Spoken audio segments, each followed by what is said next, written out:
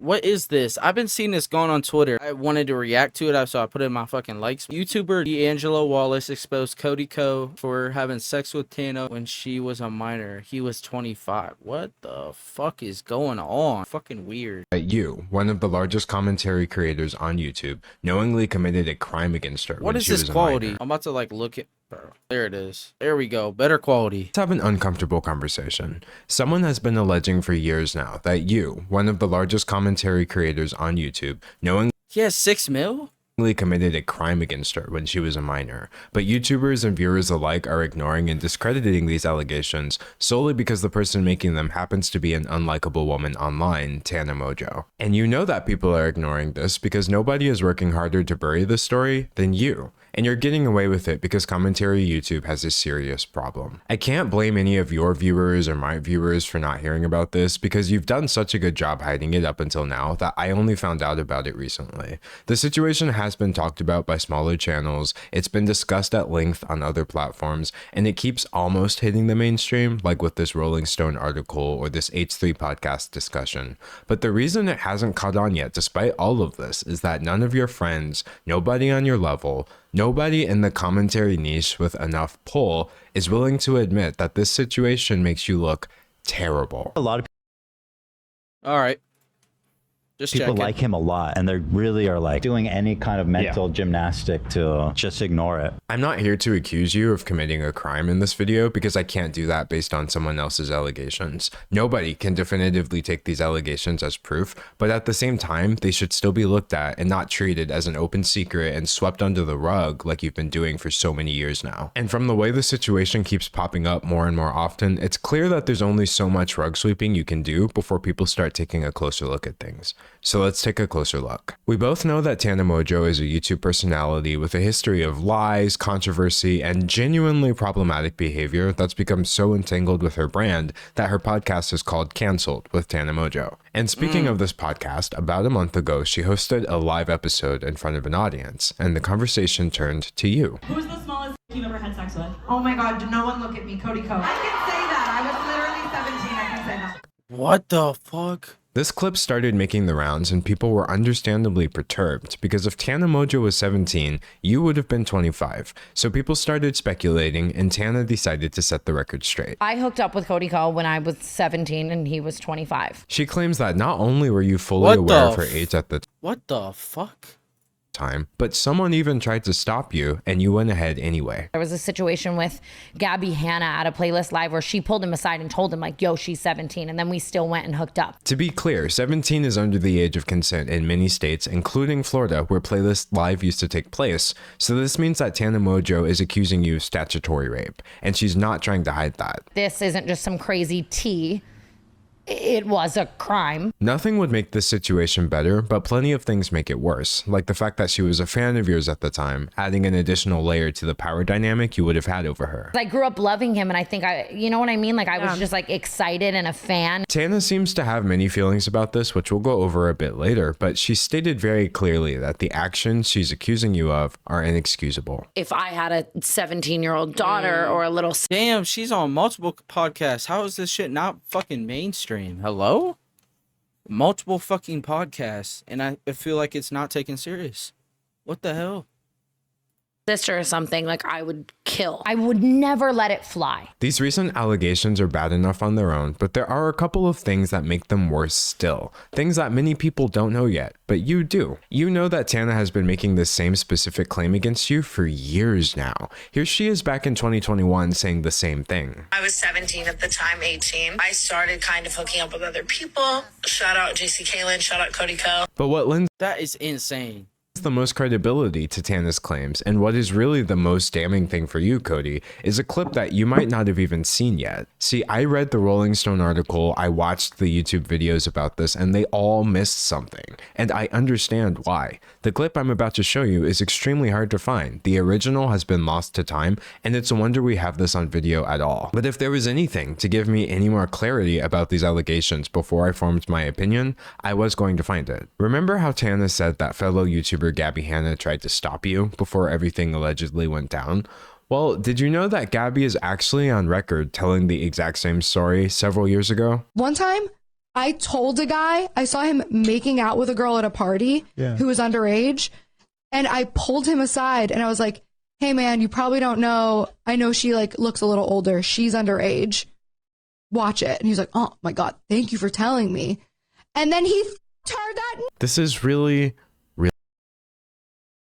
That is in fucking sane. really bad. People make accusations all the time, specifically regarding things that are very difficult to prove or disprove, unfortunate as that may be. But when somebody makes an allegation and they say they have a witness, and that witness can be found telling the exact same story years before any of this came out, that's not something I can just ignore. In a situation that cannot be proven, corroboration by a third party goes a long way. And frankly, Cody, the allegations against you seem to have been corroborated. But instead of researching to find these answers like I did, many of your fans seem far more interested in attacking your accuser. I have seen so many comments, but what was she wearing? It's Tana, so who cares? Well, it's Tana Mojo. The reaction to this has been unsurprising but incredibly disappointing, demanding proof that they know she can't provide, acting like she's only doing this to gain clout or ruin you somehow, despite the fact that she's never once put your name in a video title over this. Or worst of all, implying that a 17-year-old could have truly consented to any of this. But let's be clear about one thing.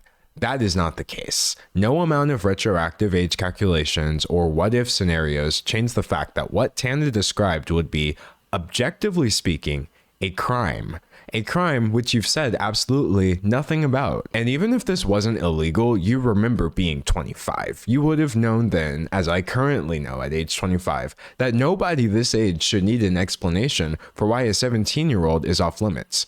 Because you remember being 17 too. Now, thankfully, Tana's personal experience with this isn't one of trauma. In fact, I've seen people defending you by saying, Tana said she doesn't care, so why should any of us care? But that's not exactly what she was saying. I don't associate or hold it with trauma because I am such a comparative person where I'm like, so many worse things have happened to me. And even if something isn't consciously internalized as an identifiable source of trauma, the body keeps the score. I know things manifest in ways other than me directly feeling them. Like maybe I don't feel traumatized in certain aspects from certain things, and other things I do.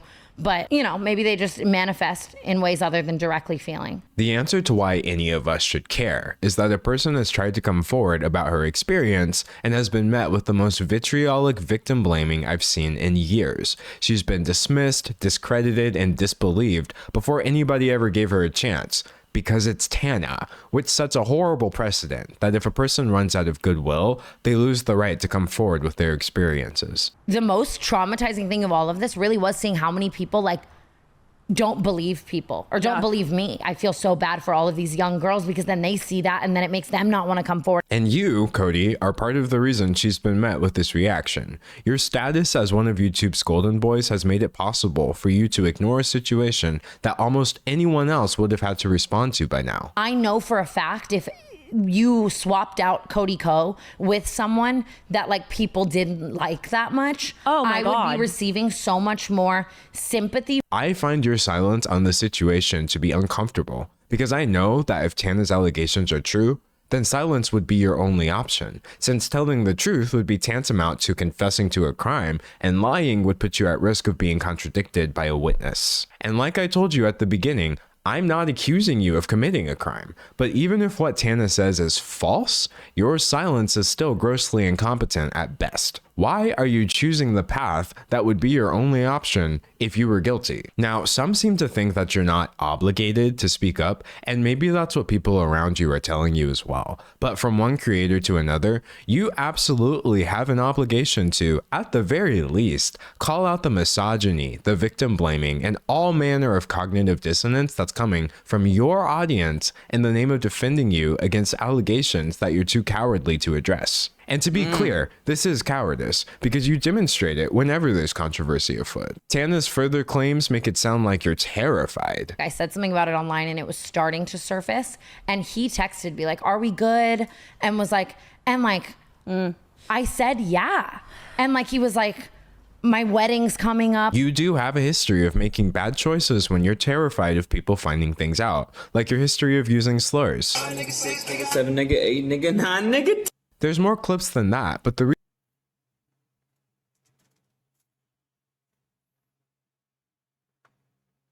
Oh, hell no. Oh, hell no. Lock him up.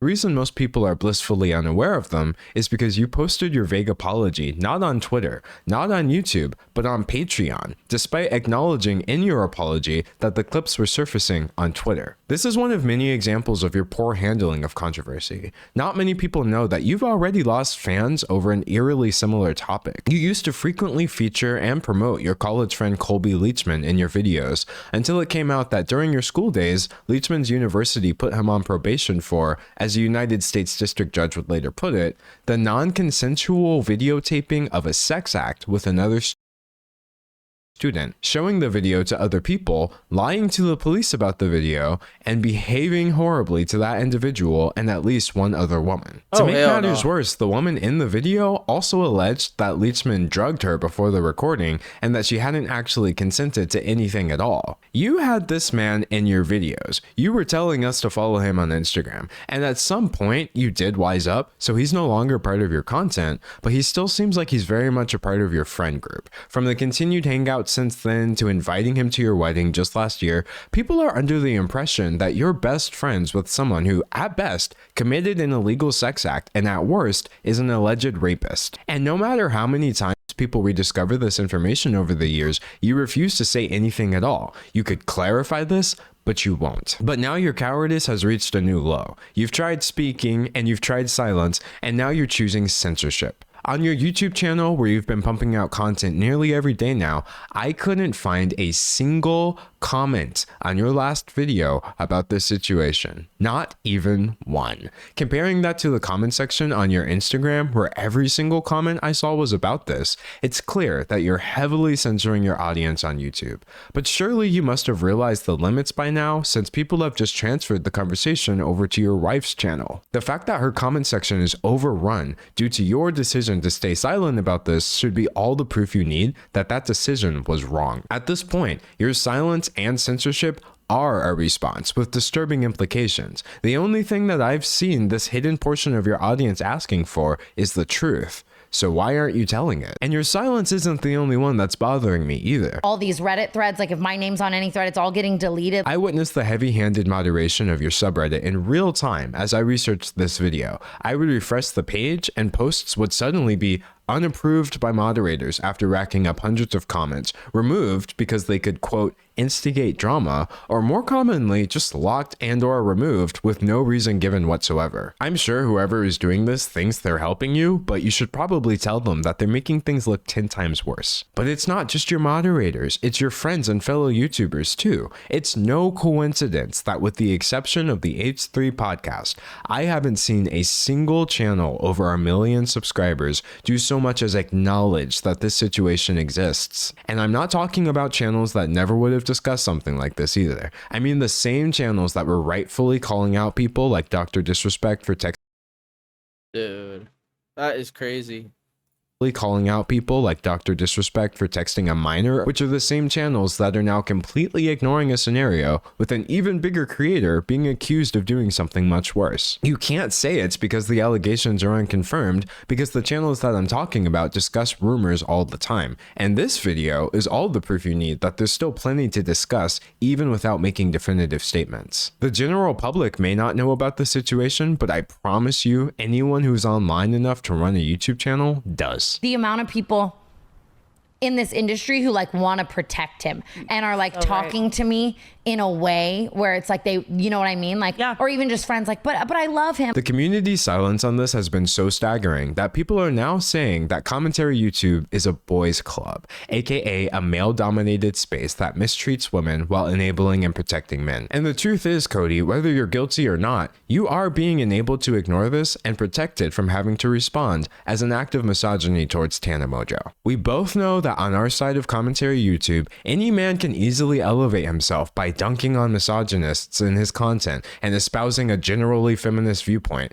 But if that viewpoint turns to silence, the moment a situation is no longer cut and dry, then that viewpoint was a brand strategy, not a belief. The misogyny that we should be discussing is right here in the community, yet the only thing I'm hearing is a bitter, hollow silence. One that My issue is like, why are all these YouTubers, people in general, so fucking weird? Like, why can't people just be fucking normal? You get a certain amount of money, then you go a little fucking loony up there. What the fuck is going on? There's no need for it, bro. And those people should never be fucking rich. Ever. They should be fucking 6 feet under. That you have the power to end. I said it in the beginning, I said it in the middle, and I'll end with this. One person's testimony In GTA. does not give me the right to accuse you of doing anything illegal, but I can point out the facts. It's a fact that you and Tana were around each other during the years she specified, as seen in your uncomfortable collab videos, which are still online. It's a fact that Gabby Hanna has made claims that seem to corroborate Tana's allegations against you. And it's a fact that you are suppressing your audience's knowledge of these allegations by censoring your YouTube comment section. These things may not prove Tana's allegation, but you better believe that they contextualize them in a way that you need to address. And you still have every right to address this, even now. If you have a side of the story that we're missing, then tell it. If I have my facts wrong, say something. Nobody should ever be denied the right to tell the truth, no matter what. I'm sure we can all agree that everyone should have the right to speak their truth, but that's exactly why I couldn't just sit here and watch the whole world tell Tana that it doesn't apply to her. Regardless of the truth of the situation, I'm just so disappointed either way. That is all. Goodbye, Cody. Damn. Damn, bro. Yo, Silky. What's up, Silky? Hurry up. That's insane.